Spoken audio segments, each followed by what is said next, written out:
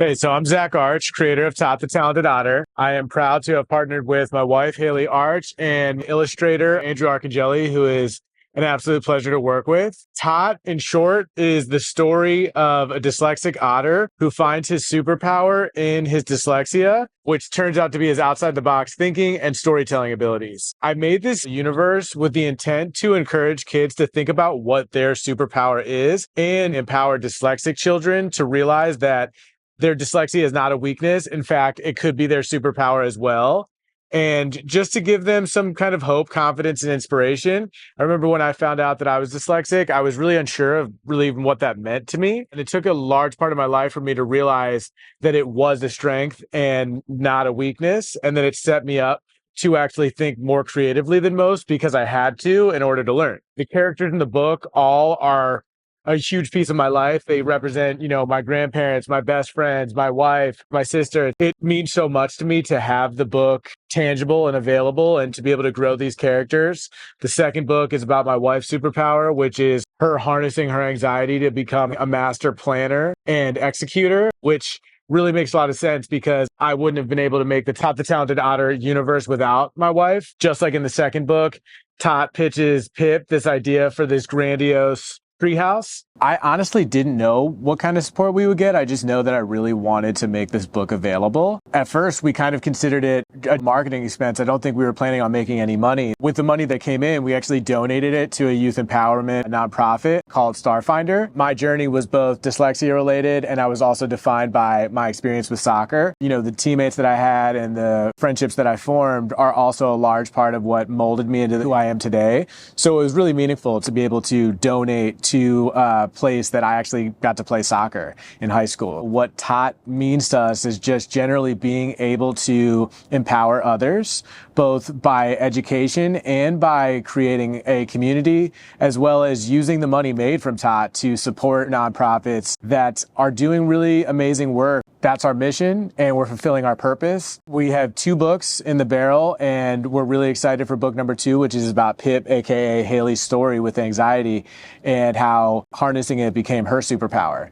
So I'm really excited to continue the Tot universe and learn and grow with all of you. So thanks for reading if you have already, and if you haven't, I hope you do. So I have helped with all of the creative and layout for Tot the Talented Otter on the website and the book itself. It's so exciting to take this idea and use our marketing prowess and be able to help spread the word about this project that I truly believe in wholeheartedly. I loved making the website because it was this extra step of taking all these pieces and illustrations that I've honestly just fallen in love with and integrating them in a medium that I'm really confident and comfortable in. So that was really fun. And in fact, all the marketing behind it has brought me that same sense of joy. I love Tot. I, of course, love Pip. Pip was made in my likeness, and as we continue to build the world of Tot the Talented Otter, Pip will have her own story and her own journey that I too, just like Tot, hope has the same impact on its readers. Also, we want to really grow out the education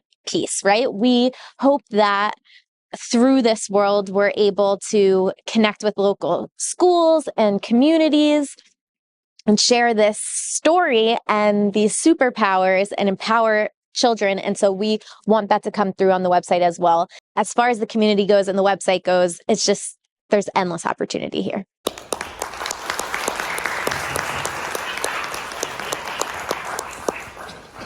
So, hello everyone, happy Friday.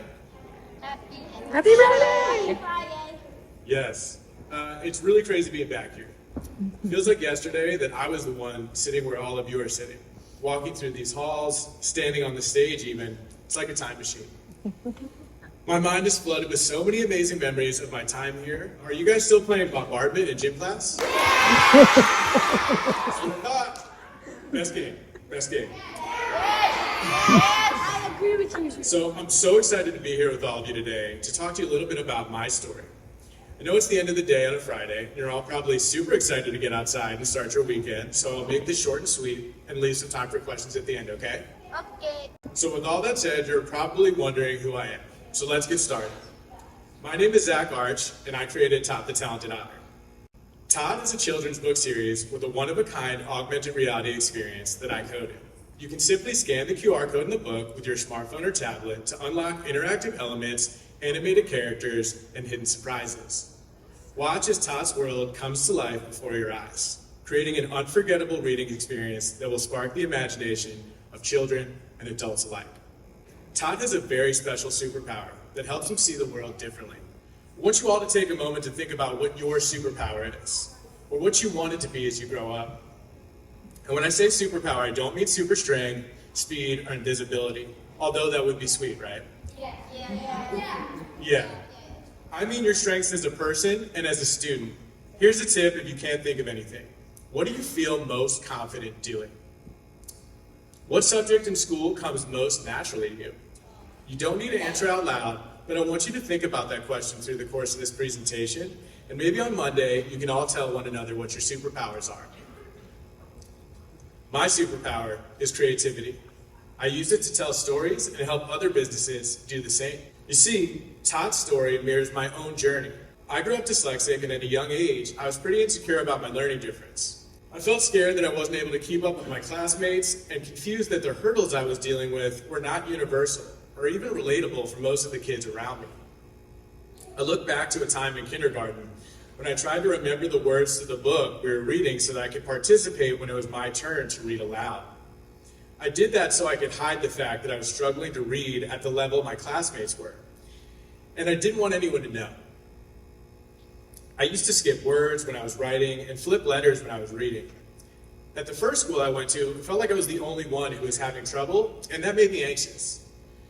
I just got so excited about the sentences I was writing that I would leave out words because I said the sentence in my head faster than I could spell it. I was fortunate to have parents that took early notice and found a school that would help me learn in a way that was more tailored to my needs. That school was Benchmark.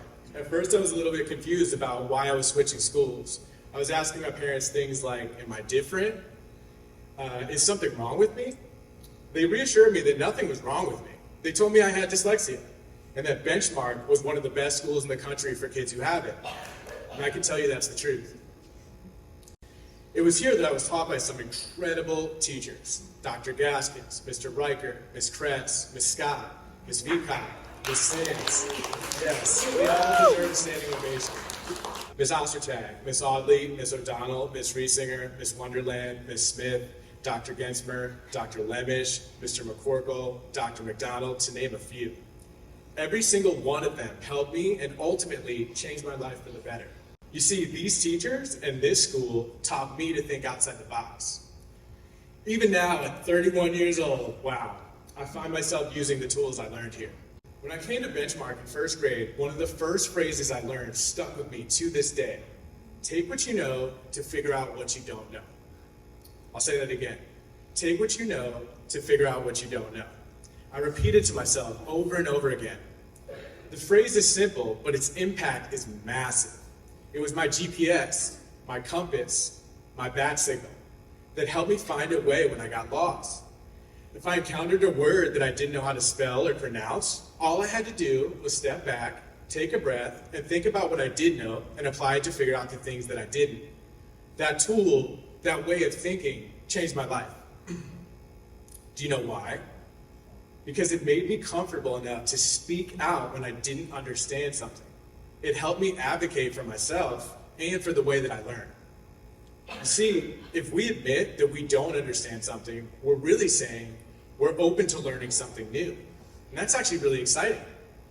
If you think about it, life would be pretty boring if we already knew everything and had nothing to learn.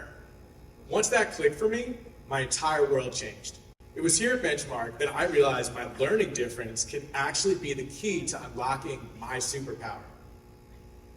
See, I told you I was going to make you think about your superpower. That's because it's my belief that every single person has one. Sometimes your superpower changes over the course of your life as you grow and evolve. My first superpower was soccer, thanks to Mr. Riker.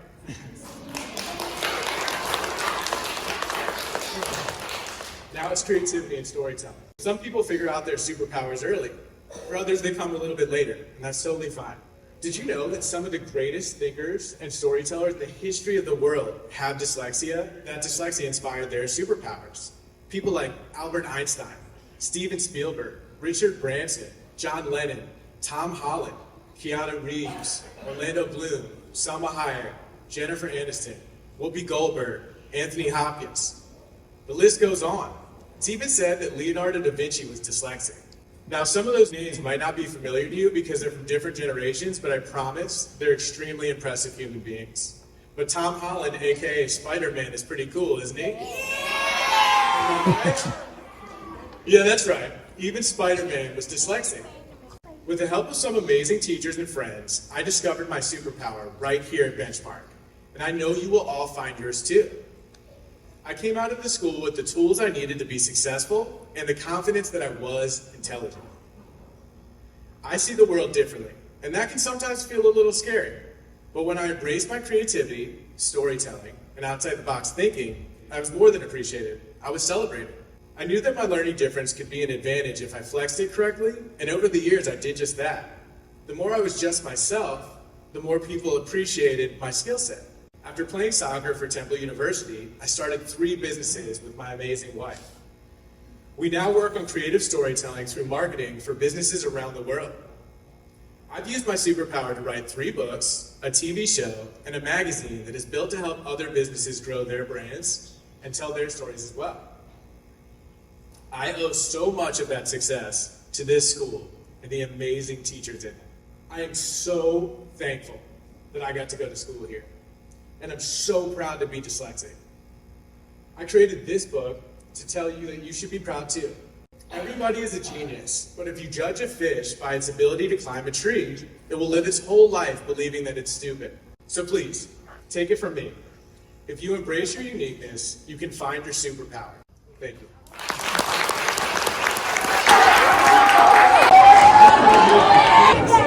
Good question, man. Todd the Talented Otter is a kid's book written by my husband, Zach Arch, and illustrated by our good friend, Andrew Arcangeli. When I draw Todd, there's certain rules to the character. His glasses always maintain this shape. There's never a time where I draw Todd's glasses any other way. So I'll show you what the side profile looks like. So here we have Todd's side profile. His glasses should look like that from the side. You shouldn't ever be able to see his eye if it's turned that way and you see the glasses. But I always draw it this way because I want kids who are reading the book to always be engaged with Todd. Like his eyes always, you can always see his eye and his facial expression very clearly. His facial expression here is kind of obscured. Like you can see him smiling, but you don't really know what he's thinking because you can't see his eyes. He could be thinking anything. Like he could be really focused or really afraid. But here you kind of see him at least sort of engaged, and it shows kids that like that's the top face that I remember. So the glasses never ever really take any other shape besides this. This is always the shape that they take. It's sort of this it looks like a jar. So if I was ever to make like a how-to guide for Todd, the jars are always sort of his glasses. He always has a cleft lip because he's an animal. And every character in the Todd universe that's a mammal, their mouth usually looks like that. Now, there are exceptions. So Phoebe's a horse, and horses don't have a cleft lip. So her smile and face is just sort of like that. It's just a regular smile. But for dogs, cats, mice, anything that sort of has that feature to it. The moment I met Andrew, I knew that this kid had a crazy talent. So fast forward maybe 7 years later after we met at Temple, when I told this kid in our marketing class, I said, we're going to work together on something. And he laughed at me and he said, yeah, man, let's do it. And we had completely separate careers. And there was a moment there where it kind of seemed like, I was working a lot of corporate content. We started getting more into the healthcare consulting marketing and kind of wasn't sure if there was going to be an overlap. I had been writing my script for a TV show for a while, but that was live action, trying to figure out where the imagination scene, somewhere where I was going to work with Andrew, etc. And then we got really into Giphy for our clients and for ourselves. It's a good platform to be on, point blank. Shout out, we have 103 million views on our Giphy for Outside the Box Consultants. But our first project that we worked with Andrew on was a Giphy slash kind of like a business icon. And he made us a little mascot for our Outside the Box consulting firm. And I loved it. He also made a really cool like superhero bee that we used for the Bee Foundation and their Giphy. At that moment, I was like, cool, if this is it, then this is it. But it was awesome that we collaborated. And then boom, I remember I was going down to the shore with my wife, Haley, aka Pip, and we were driving down and I said, I think I want to make a kid's book about a dyslexic otter named Tot. And Tot was important to me because Tot backwards is still Tot. You know, same thing where yawA backwards is away. Like I just kind of want to speak to flipping letters and flipping words and be proud of it and actually be creative with it. Think outside the box as a result of it. And Haley instantly, classic with all my ideas, was like, cool that you want to do that, but like how? Let's make a plan. Of course, Pip's character, same thing. Pip reversed is Pip, and Tot can't achieve his goals really without Pip. Zach can't achieve his goals without Haley. It's been this like really fun, awesome partnership over the years through the businesses that Haley and I have created. It was almost my way of speaking to Benchmark. It was interesting because I had won their alumni award and it was the first time that I got to speak at Benchmark. I didn't do bad, but I definitely didn't do my best. I was just so caught up in the emotion of the moment, being back there, the emotion of the award, seeing the teachers, understanding the passing of time. It was just like a lot. And I remember I kind of felt like I fumbled the presentation. And ever since that moment, I was like, I need to actually say thank you. And in many ways, Tot was that, getting back to Benchmark and being able to actually talk to those kids.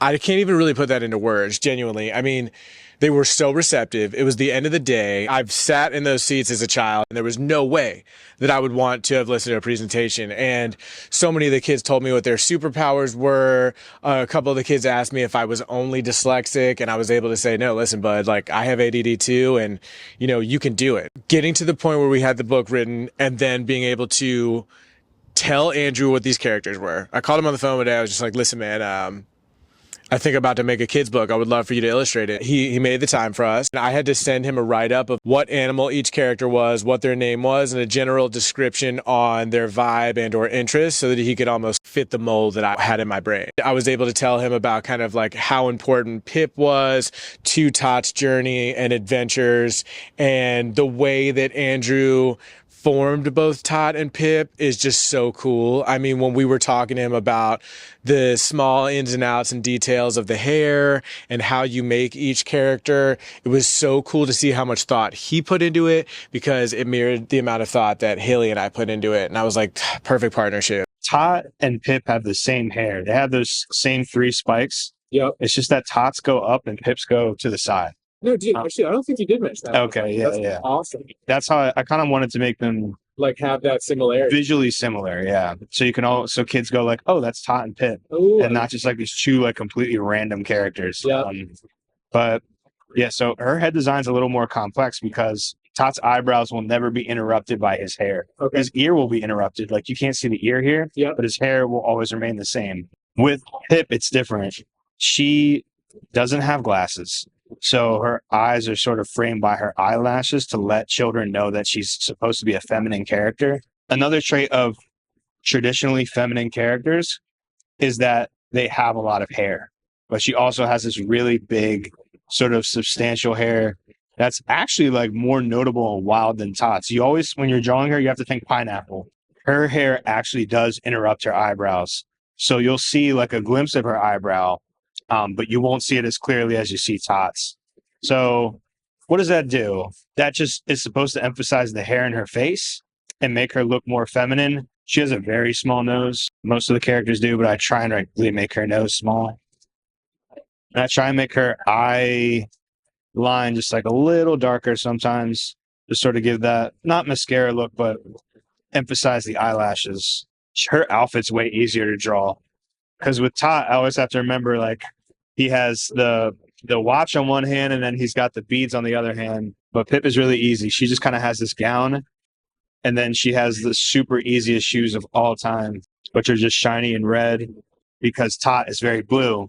So together, Very complimentary. yeah, they make purple and they're that complementary sort of idea. Pretty much approved the character list immediately. I mean, the way he did my parents, my grandparents, my best friends. My dad looks like my dad when he's performing, and like that's so sweet. And my mom. But it was special for me to know that I have this like extreme attachment to these characters because they are based on my family and my wife and my best friends. Even though we put so much into the characters and character descriptions and our perception of what that would look like, it's so cool throughout the whole book that, we just put words to a page, but he brought these characters to life that we love and have, connections with.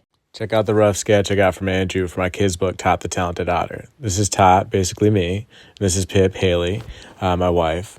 And this is Miss Bright, the teacher that changed my life and made me realize that dyslexia was a superpower. That was Phoebe, a best friend. And this is my friend Christian. It's my dad. He's a bit of a songbird. Played John Lennon his whole life. That's my mom. She's like one of the best people ever. This is Ralph, my grandfather. Lois, his wife. And this is Tommy, my grandfather on my other side. And Mary, my nana on my other side. This is Martin, my best friend Ian. And this is Rebecca, my awesome sister. And then he sent me page 1 and 2 rough sketches. And he just gets me. This is the close-up. You can see that Tot's having trouble reading and, discovering that his dyslexia is a superpower will come soon. So the scene is unfolding, and I just love what Andrew's done. I think for us, this whole project, and in fact, our whole career has just been trying to find this path towards happiness or whatever that means, but tie that to being fulfilled and feeling fulfilled in your life, in your career, in our love, and all of those things. And so to have all of this, the first step was always just, okay, would this make us happy, right? Zach wants to write a book. This is his vision.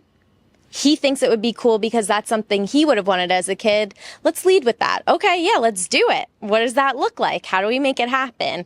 And then we do it, we make it happen. And we say to each other, if this gets no farther than just a book the two of us enjoy, then it was worth it. And that's so cool. And how cool has this process been? And then people bought it and they loved it. And they sent us pictures of them with their kids reading it. And we thought, wow, how cool is that? If this makes it no further than that, this has been so much fun and we've loved it and enjoyed it. And so, I feel like I have no idea how big this could be or how far it could go or how many lives it could touch, but I'm happy. How quickly can you draw Tot? You want me to draw a Tot like as quickly as I can? There we go.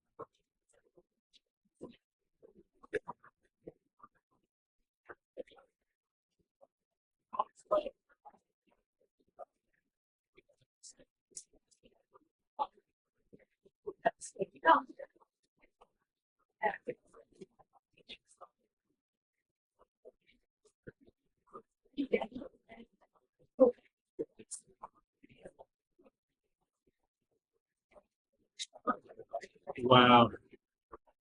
You're burning through this. I'm trying.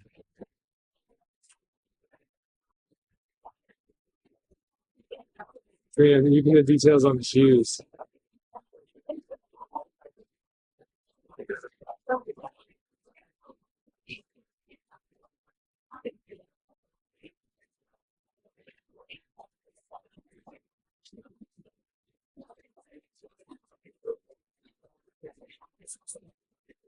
Pearl in a minute 40. Yeah, that's Tot. I mean, he's rough though. That's the thing. The thing about Tot is at least when I draw him or how I read him in Zach's script, is that he's a character that's very guided by imagination, which was sort of how I was as a kid. As down to earth as he is and as likable as he is, he's always thinking about something or trying to imagine something. And the way that you do that with cartooning is that you give your character's eyes a direction. So, for example, he's looking up and out. He's trying to imagine something that he can't see. That's why his eyes are looking the way they are in this drawing. If you draw a character where their eyes are just sort of defaulted, he sort of looks very fish-like. You know, he's just kind of looking at you or not anywhere. It almost looks like he's zoning out. When you give the character an eye direction, you give them a thought. And as a viewer, you go, oh, I can relate to that thought. With the stars around him and him kind of looking up to the left, he's thinking about something. Typically, whenever I draw her, she's looking at Tot, or Tot is looking at her. In pretty much every illustration that they're together, one of these two things is going on. Usually they're not looking in different directions, but there are exceptions. In the second book, Tot is explaining what he wants to do with the treehouse, and they're both looking up at his dream bubble that he's explaining. And I wanted it to be, well, Tot's looking up at his dream bubble with confidence because he can see what he's creating. But Pip is looking up with anxiety because there's anxiety in her ear. If you look in the illustrations of Tot and Pip,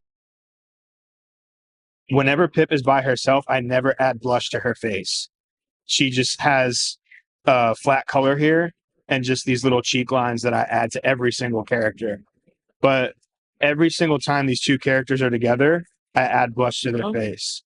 So Tot, it's the same rule. So no blush here because he's by himself.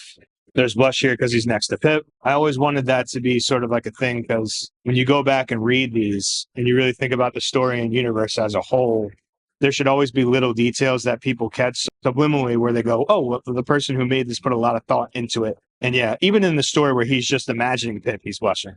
And it was just so funny because as he's going through and telling us about it, and he's talking about how Pip and Tot, anytime they're in a frame together, blush. And then as he's saying that, I'm blushing, looking at Zach, thinking, how special is this, right? If you ever look at kids' shoes, kids don't really have much of a foot that projects out from their body. Right. Their foot is kind of short and stubby. Yeah. So like I kind of tried to make him have a kid's foot as well. Okay. With coloring Tot, the one thing that I want to point out with every character in the Tot universe, big head, short neck, short, small neck. And that's sort of to replicate the body of a child. Children have this really big head in proportion to their body, which is kind of what makes them fall over all the time. Just walk through of Tot's colors. Sky blue, to me, has always been this sort of head clearing color next to white, because I think white represents the color that has the most potential. Light blue is the second most potential to me. It really replicates that idea of looking up into a sky on those magical days where there are no clouds. And you just kind of marvel at like how blue the atmosphere is. I wanted to make him have that feeling where he's just sort of, you look at him and you feel relaxed. And you're a very chill, relaxed guy, man. I remember, when I first met you at school, we were just kind of going through classes together. I want him to look kind of calm and chill, but I want kids to look at him and know, like, this guy could play sports. Like, this guy for sure, if you put a basketball or a soccer ball in front of him, like, he's all over it. I feel that with the shoes, too. Yeah, that's really like the shoes. That's why I went hard on the shoes. I was just like, what would be the Tot universe equivalent of Nike or Adidas? And then I kind of made that. So I guess in his universe, it would be called Bolt instead of Nike. Yeah. And it all has lightning bolts. And if you notice, I'll show you in like the books, a lot of characters have the same brand shoe with the lightning bolt on it. It's just different colors. Lois, she has Tot shoes, but they're just in white. So yeah, I wanted to make the shoes purple because Tot plus Pip equals purple. I want kids to look at his shoes and be like, I want those. Yeah. It's like, yo, those shoes are cool, man. Like, well, dude, yeah, that's why I have the lightning bolt on. It's like, bro, those shoes are cool. And I just thought, like, I'm not going to draw him with the G-Shock, but the same sort of bulky watch on him looks cool. These sort of prayer beads that I got from Japan that have like a Buddhist origin, Tot also wears the same ones. I spent 5 hours drawing this, which is uncharacteristically long, but I wanted to draw the characters as clean as possible for the cover and really try and make them as proportionate and as accurate to the original design as I could. What you want to do with characters when you have them in a group shot is you want to draw them all in a way that shows their unique personality. None of them should be doing the same pose at all. Everyone should have their own pose, and their pose should be different. So you don't ever want to draw characters with a similar silhouette or shadow. But I was proud when I drew this because I was like, I made them look all different enough, but they all seem like they're from the same series. They all seem like they're from the same thing.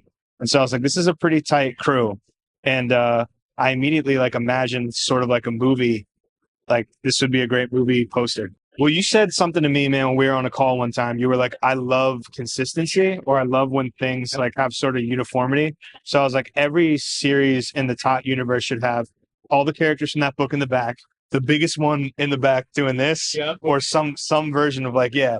And then the two main characters or one main character jumping, and you add a sort of transparent white outline around that main character to just make sure that they pop out from the pack. So as we get into the book, this house and this sort of aesthetic of the first page is very much inspired by Banjo and Kazooie, which is an old Nintendo 64 video game that a lot of people our age probably played. It was very wooden, and it starred sort of a bear and a bird that lived in his backpack. And I always remember that the house that they lived in was, it was like a regular house. It had like a TV and a video game system, but it was almost like they were living inside of a tree house, or it was more, I guess, evident that the house was made out of wood.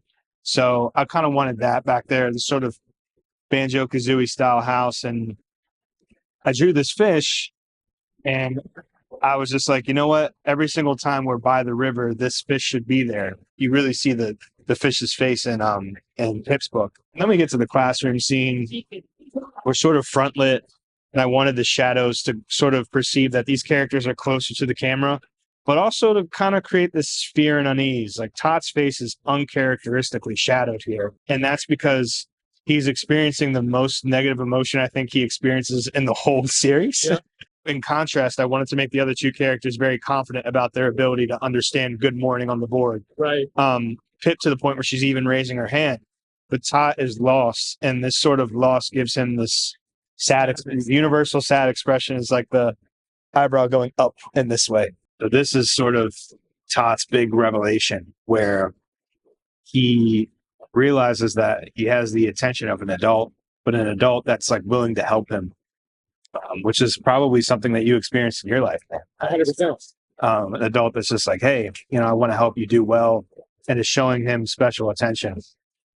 And over here, I kind of wanted this idea of Tot sees himself as a superhero, or someone who's capable of doing super things, which is a very important thing to teach children. Like you're not just capable of the everyday normal things like, counting to 10 or learning to tie your shoes, but you're capable of so much more. Like you're so much potential. And of course, Tot's jumping outside of a box, which is indicative of your country. I mean, your company. It's indicative of your company and your studio. Yep. And I wanted to do that. But I also wanted everything that surrounds Tot in this moment to be sort of like crayon illustrations, because that's sort of how I represent kids' imagination artistically. This is one of my favorite pages in the book. What is your favorite drawing in the book? In this book? I really like that one. Let me just check to see. And then Haley, I want to know yours too. It's to me, the creativity and the outside the box are my two faves. It's this one right here. I really liked just kind of how moody the lighting is, and but it's sort of, to me, this picture is a little emotional because I think about all the times as a kid where I looked into the sky and I watched fireworks, and that was incredible. Like your whole heart swells up watching these fireworks, and you're like, wow. And as an adult, you're kind of jaded, and you watch fireworks and you're like, that's cool, or like another year has passed, or, it's 4th of July, of course there's going to be fireworks. But as a kid, like you're enraptured by the simplest things. Like when you go to an aquarium and you see a giant fish, you're like, whoa, look at that giant fish. When you see a car fly fast down the street, you're like, wow, it's amazing. When you see explosions in the sky, It's the same thing. And this illustration brought me back to, I guess, how I used to view the world with a less jaded perspective and sort of a natural wonderment that children seem to have. Yeah. And that's why I like this picture a lot. I also like this page because it's a bit of foreshadowing. I mean, Phoebe is looking up into the sky, and she has the glasses. So I almost like to think of the third book as sort of like a prequel. Yep. Because I start her off in the third book not in the pilot uniform. Right. When she becomes the pilot, she puts it on. Interesting. So at this point, she has already had that experience. The third book is actually a prequel because she's dressed up like the pilot. Oh, I love that. And she's looking into the sky with her arms raised because, well, she knows what it is to fly at this point. I'm super excited that the top verse, as I've called it in my computer files, organizing everything. Whole idea of they call it wacky palm in the art world, which is wacky postmodern. If you remember Kids Pix, the computer software for kids, it kind of had this whole aesthetic, this art aesthetic of like swirling shapes and lightning bolts, and it's very polygonal and geometrical. To me, that was the era where I was the most inspired about the world. And so I tried to put those sort of aesthetic things above Tot in this moment, but also just the fact that it's all emanating from him. Yeah. Like it's all emanating from him. And she's just kind of sitting back in this moment. Like even her body language is like, all right, now it's your turn. Like, show me what you got. I showed you how to use this. Now you do it. Even like her wings are out, like, all right, your turn. And he's just boom, like all of his ideas are coming out from his head, and he's becoming confident, which I think for any artistic or creative kid is something that's very important. I'm very fortunate that I came from a background where my parents were very supportive of my ideas and my dreams and my sort of artistic endeavors. But I know a lot of people who not only didn't get that support, but they were shouted in the opposite direction. Like, oh, you shouldn't do this. Or, this is stupid. Or this is just something that kids do. And that's like the worst thing that you could do to a kid. The very worst is try to shout down their ideas or reduce their excitement about the world. Yep. So she is doing this thing where she is behind him, protective of him, but she's also just letting him be a kid. And that sort of magic that's coming out of his mind and that's coming out of the light bulb is all of his ideas, his confidence, his imagination. And yeah, more of the superhero motif, right? Tot's wearing a light blue shirt, and it just so happens that Superman's outfit is also light blue. Had to do it. Yeah. So if he was going to draw a comparison to any one, it would be Superman, who also is the most iconic of any superhero. 100%. So it just works well for this illustrative example. And it just, you could easily see it. You could see Tot in the superhero outfit. And I'll talk to you real quick about the text thing that I mentioned. Yep. So here on this page, we see Tot see himself as a superhero. It's very common for children, especially male children, to see themselves as Batman, Superman, Spider-Man. So in this page, we establish Tot sees himself as a superhero at this point. Now that we get to this page, the way that Tot is moving as all these other characters observe him, as he's going to tell his friends the stories that he has in his mind.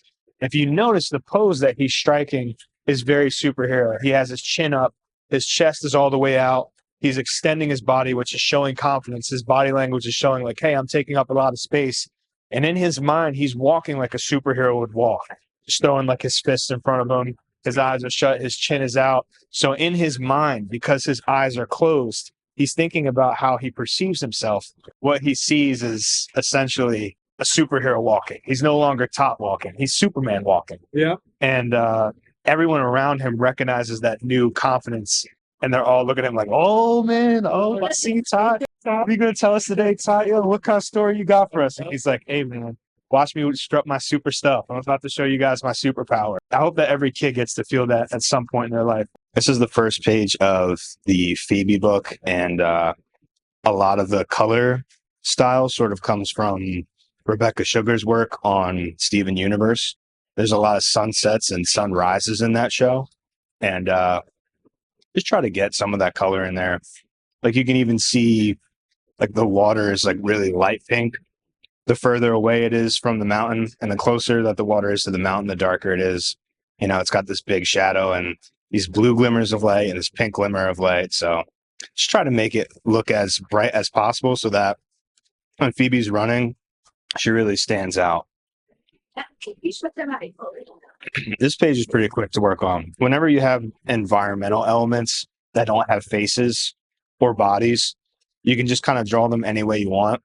But because, Phoebe is a specifically designed character, like her hair has to look the same in every single thing. Her ears have to be in the same spot. But like drawing a tree has less rules. Right. Just draw it however you want. So how long did this one take you? So right now we're 35 minutes in. Oh, it says. Yeah. Or 38 minutes in. If I had to guess right now, looking at the bar, maybe like an hour and some change this one took me. Again, because it's an environmental shot, it's a lot quicker to draw. So how many times have you gone to this convention that you're going to? OtakuCon? This is my second OtakuCon. Okay. This one I'm super excited because I got 2 books. I got Tot and then I got Stargirl. And then Stargirl's amazing, by the way. Thank you, man. I appreciate it. It's a very, very personal story. Yeah, it's beautiful. And it looks like that was an hour and 17 minutes. Just gonna make it any later. And I'll say we got kind of like a little truck here. A lot of times if I'm not paying attention, I'll just kind of like color it in like this because I'm so used to doing traditional art, and this feels like very satisfying to me. Like in my brain, I'm going, okay, I'm not missing like any white spots. Mm-hmm. But if you do this a lot in digital art, you'll never finish anything. So what you're supposed to do is, just make sure your outline is really clean, and then just tap tools. Yeah, just let this do the rest. But when I'm talking and drawing at the same time, which like last night when I have friends over and we're all drawing together, I'm usually just like doing this, and they're like, "Oh, it's gonna take forever." The important thing to remember is the sun is coming up in this shot, right? So the sun emits orange or yellow light.